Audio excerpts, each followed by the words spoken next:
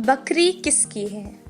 एक बार की बात है, एक जंगल में एक किसान अपने कंधे पर बकरी का एक बच्चा उठाकर चल रहा था।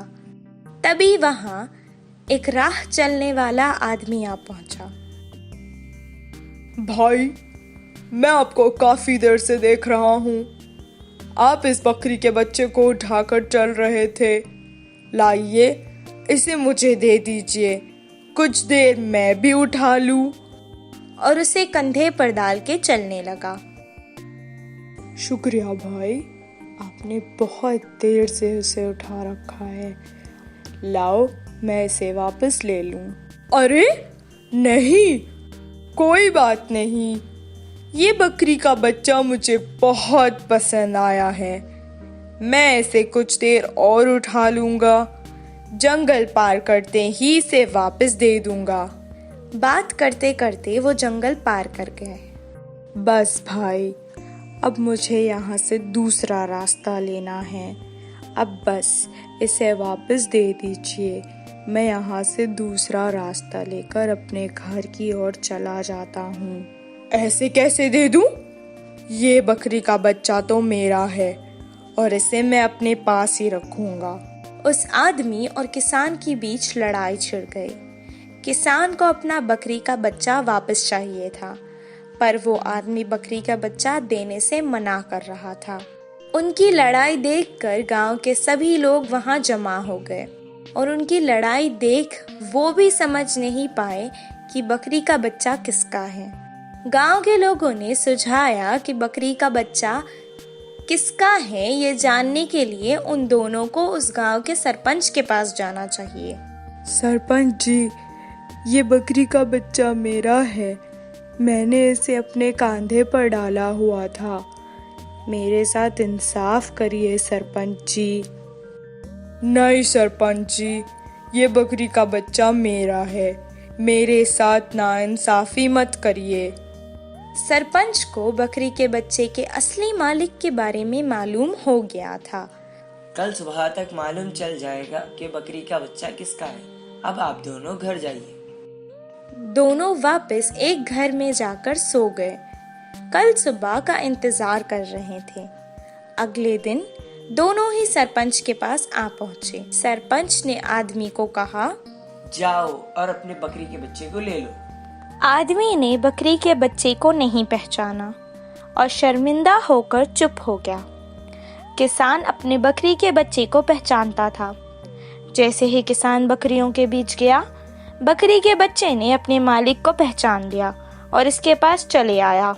आदमी ने उसी समय शर्मिंदा होकर माफी मांग ली। इसीलिए कहते हैं कि बुरी नीयत वाला हमेशा शर्मिंदा ही होता है। साधु की महिमा। एक गांव में एक साधु रहा करता था। वह हर रोज घर घर जाकर भिक्षा मांगता था। वह बहुत दयालु और अच्छे मन के होने से उस गांव के प्रजा साधु के आने तक उनके लिए आहार सिद्ध करके रखते थे और उनके आते ही खुशी से समर्पित करते।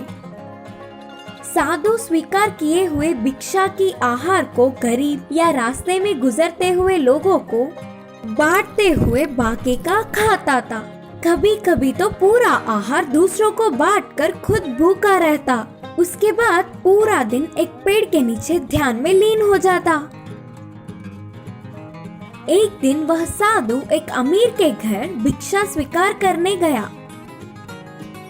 चाहे उसके पास कितनी भी संपत्ति क्यों ना हो, वह बहुत ही कंजूस और बुरी थी। अपने झूठे हाथों से कौवे को भी नहीं भगाती। फिर भी साधु की पीछा छुड़ाने के लिए उसने नया आहार भिक्षा में डाला। अगले दिन भी साधु उसके घर भिक्षा के लिए आने पर बासी चावल डाला। तीसरे दिन साधु के घर के पास आते ही उसने एक गंदी चाल चली।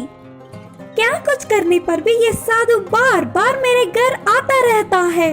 इस गांव से इसका पीछा छुड़ाने के लिए इसको चावल में जहर मिला के देना ही होगा। बोलकर रसोई घर में जाकर चावल में जहर मिलाया। उसके बाद उस जहरीली चावल को लाकर साधु को दिया।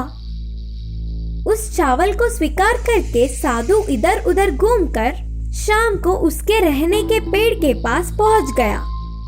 चावल खाने के लिए पूरी तैयारी करके बैठे हुए साधु को एक युवक थक के कमजोरी में चलता हुआ दिखा। तुरंत साधु उस युवक को पास बुलाकर, बहुत कमजोर लग रहे हो, पता नहीं कब खाया होगा, थोड़ा चावल खा लो और कुछ देर बैठ के जाना, बोलकर अमीर घर वाली के देने के खाने को पूरा उसे दे दिया। पहले ही बहुत भूखा होने से उस युवक ने पूरा चावल जल्दी खा लिया। बिल्कुल मेरे माँ के हाथ के खाने जैसा स्वादिष्ट है। मेरी भूख बुझाने के लिए आपका धन्यवाद, बोलकर अंधेरा होने से पहले ही वह युवक तुरंत अपने घर के लिए निकल पड़ा। दुर्भाग्य से वह युवक उस अमीर घर वाली चावल में जहर डालकर दान करने वाली का बेटा था। घर पहुंचते ही उसका सिर घूमने जैसा लगा। तुरंत माँ के आंचल में सिर पकड़कर सो गया। बेटे की स्थिति को जानकर माँ कोसती हुई रोने लगी। उस युवक के पीछे पीछे ही आए हुए साधु ने अपने वैद्य की कला से उसे बचा लिया। तब वह रोती हुई अपनी गलती की क्षमा मांगकर साधु के पैरों पर गिर पड़ी। तब से पूरी जीवन सबकी मदद करती हुई अच्छे से रहने लगी। इस कहानी की नीति है कि हमारी दृष्टि और सोच हम पर ही भारी पड़ते हैं। बकरी की बच्ची की समस्या। एक गांव में सुब्बू नामक किसान के पास एक बकरी रहती थी और उस बकरी के 3 बच्चे थे। वह रोज उन बकरियों को घर के बाहर छोड़ देता था। माँ बकरी के पीछे पीछे ही छोटी बकरियां जाते थे। माँ बकरी बीच बीच में रुककर भोजन को कैसे खाया जाता है करके बच्चों को सिखाती थी। वे सब भी अपने अपनी इच्छा से पूछकर जाने लगे। पूरा दिन उस गांव में घूमते हुए कमाए हुए भोजन को खुशी से खाते थे। फिर वापस शाम तक घर पहुंच जाते थे। एक दिन सुबह ही मालिक के छोड़ने पर माँ बकरी बच्चों को लेकर भोजन ढूंढने के लिए निकले। बकरियां भी मजे से माँ के पीछे पीछे चल रहे थे। माँ बकरी बीच बीच में रुककर भोजन कैसे खाते हैं हमेशा की तरह दिखाने लगी। पर छोटी बकरियां वो सब अनदेखा करते हुए आजादी मिलने पर अपने छोटे छोटे पैरों से भागने लगे। माँ बकरी के कितने सतर्क करने पर भी नहीं सुने। आखिर में जोर से डांटने पर मुंह लटकाकर पीछे मुड़ गए। इतने में एक क्रोधित बकरी की बच्ची अपनी माँ से बहस कर रही थी। हर रोज की बातें कितनी बार बोलोगी माँ? हम भी तो बड़े हो रहे हैं और हमें भी पता है कि भोजन कैसे खाया जाता है।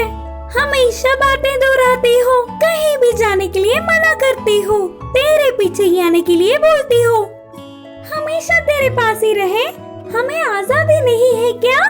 बोल माँ बोल, बोलकर गुस्से से प्रश्न किया।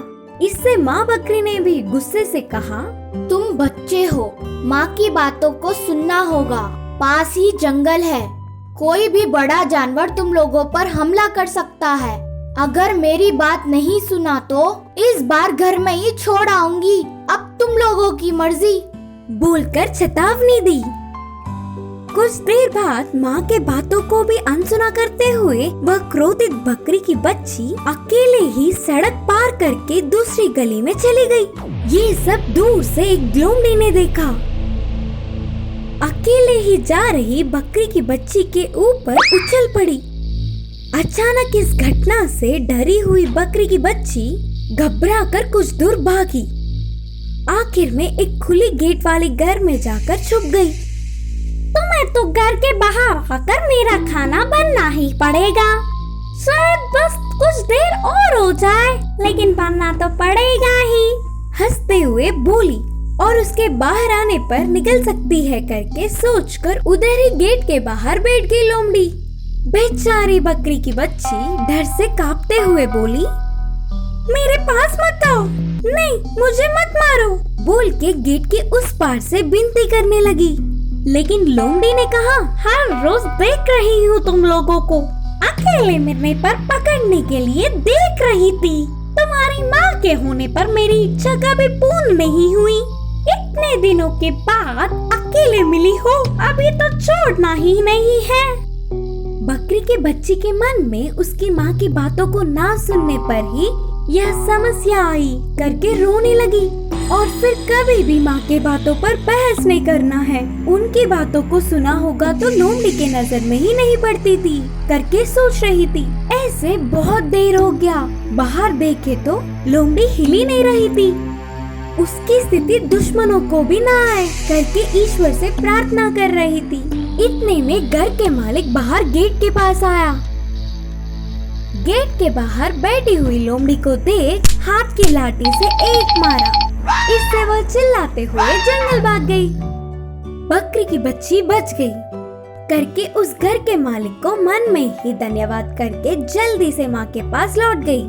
तब तक परेशान माँ बकरी और बाकी के बकरियां इस क्रोधित बकरी के वापस आने पर खुशी में डूब गए।